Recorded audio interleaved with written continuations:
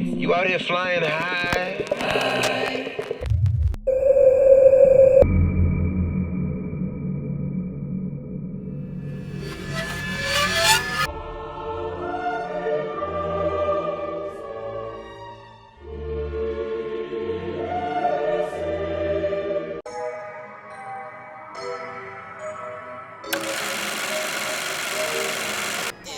Hey guys, what's up? Peace and love. Welcome back to the channel. I am Marcus Howard for those who have never checked me out. This channel is all things photography, film, and now digital. I just now crossed over to inputting digital a lot more into my photography because my experience with just shooting film with, let's just say, models or clients or however you want to put it. But today, I know you guys don't want to talk about developing your own film, so let's just go ahead and talk about scanning your own film. Scanning is pretty easy at home if you are a film photographer, and we're going to talk about scanning 35mm, but I want to actually emphasize 120mm size film today, because that's what I'll be showing you guys what I scan and how I scan. So there are a lot of good things that are good when it comes to scanning at home.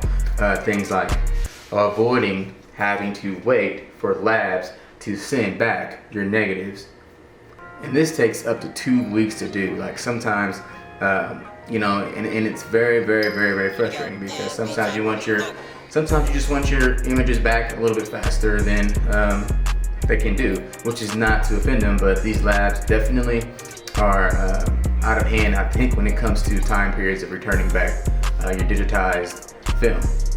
But you know, for some people that are like in places that are, you know, closer to film labs, they're able to get their film scans back pretty fast, I believe.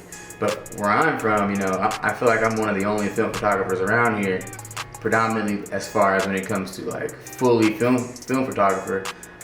It just sucks because the nearest lab, film lab, is probably 3 hours away, 3.5 hours away, and I do not have time to be driving there every time I shoot, which is literally every other day. I go outside with my camera, I go in the hallway with my camera. It's just funny. I don't know when to put it down, but that's the beauty in being a photographer, I believe. Anyway, back to what we were talking about. So these scans have a lot of pros. The pros are being able to have full control over everything you're doing when it comes to your scan. Another pro is being able to scan at any DPI, but more so I scan at 2500 DPI, and that's what I'm going to show you guys today in the demonstration. Another con is, like I said, time. Like, you don't have too much time on your hands like you think. So when it comes to time and developing film, it takes time to develop that if you're scan that, if you're sending that off. At home, you won't believe it. It takes 1 minute each film or each negative. So when I'm putting one negative on there, it's taking me 1 minute to scan that. Did you hear what I said? It's taking me 1 minute to scan that. So you're gonna need a few things. First of all, you're gonna need a scanner. So I bought myself, well actually at one point I had the Epson V600, but I sold it. Now I utilize a Epson V550, sorry. But anyway, that scanner it does just as well as the V600, but it's a little cheaper. I'll put an affiliate link down below so you guys can check one out. I paid about $160 for mine, but I wanted the best one I could get. They do come in different prices. I know some people have paid $100 to $130 for theirs, but you know, does it work? Is the question. So for me, you know, I made sure it was refurbished pretty well. Another thing you're gonna need is a lab to scan through.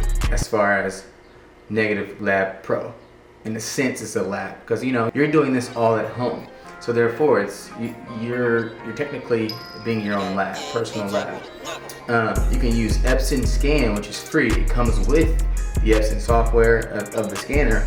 Epson 2 Scan is what people use normally, or you can use Negative Lab Pro. Negative Lab Pro is for you. It's for photographers. It's for people who are actually doing work for others. It's for people who are really active in this community. Epson View Scan 2 is for you, but You know, it's more so for a family that's wanting their family pictures digitized really fast, and you know that quality is okay to them. But I'll show you the differences between the Epson ViewScan 2 and the Negative Lab Pro. I personally see that Negative Lab Pro is just flat out great. So what's left to do? Scan. Let's scan, guys. So firstly, you want to make sure that you know you have Lightroom. A lot of us don't have Lightroom. If you're going to be using Negative Lab Pro, it's like an offset of Lightroom. It's Lightroom Classic. So you'll need to have Lightroom. Also, make sure when you're you know highlighting the picture that you're scanning on the scanner flatbed, make sure that it is fully covering the whole picture, even outside the borders. A lot of times you want to wipe off your scanner to make sure there's no dust, no particles on it. I like myself to use this whoosh kit. It's pretty tech hygiene, I guess. Like it helps to create a screen shine, and I use it on my computer, I use it on my cell phone, I use it on my camera lenses, and most importantly I use it on the scanner. It has a special cloth with it, and this cloth, it actually can be washed as well too. It's pretty cool. It comes with this pretty cool chemical. I apply it, 2 swipes, and then I clean off that. A lot of times there are a couple ways that you can actually put your film on here.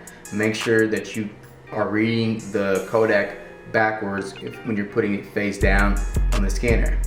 For me, I like to tape mine to the scanner bed because it makes me feel like it's fully on there and there isn't any space between the glass and the picture.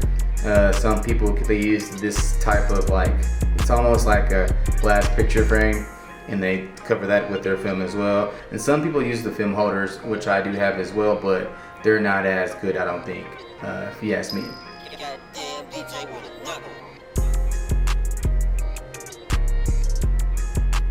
Next, what I do when I am ready to scan on Epson, I take the settings. I make sure it's on professional. Then 2, I make sure it's at 48-bit. And then 3, I make sure it's at 2500 DPI. And then 4, I make sure, depending on if I'm shooting color or black and white. In this case, we're shooting black and white. So for this video purpose, you're gonna have to make it a positive still. So, and after we've done these settings, these settings have to be like this all the time when you're shooting black and white. And also make sure you go into your settings, this black and white, to turn off color continuous mode. Turn that off because you're not shooting color. So now we're gonna open up Lightroom. Once we get into Lightroom, import your picture like you would do, or when we get into Negative Lab Pro, import your picture like you would do on Lightroom. So once your picture's inside, Lightroom, crop your image. Remove the black border, it'll make it look a little bit more prettier, guys, I promise. Remove that black border. And then since you're shooting black and white and developing and scanning black and white film, you don't really have to do as much as you would have to do if you were doing color or scanning color. If we were scanning color, we would be doing a lot more. We would be getting that dripper cursor over there to the right side and putting it on the border and adding that on there to remove certain possibilities in fucking up the scan. So once you have everything cropped, guess what? Let's go up to File. Like I said, go all the way down to Plugin, Extras, actually, to be exact, and then Negative Lab Pro. So your settings need to be set just like this. Your source is a TIFF, the color model is Frontier, pre-saturation very low, and border buffer 5%. Now let's convert.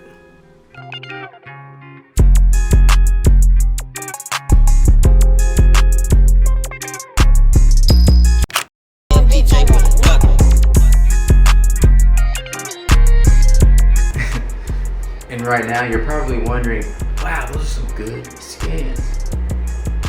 I'm assuming, as you should. You're probably also wondering how I got that done so fast.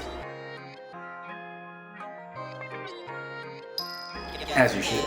But anyway, you know, these are great scans. I also want to show you guys something really cool as far as the differences between the Epson scan and the Negative Lab Pro scan.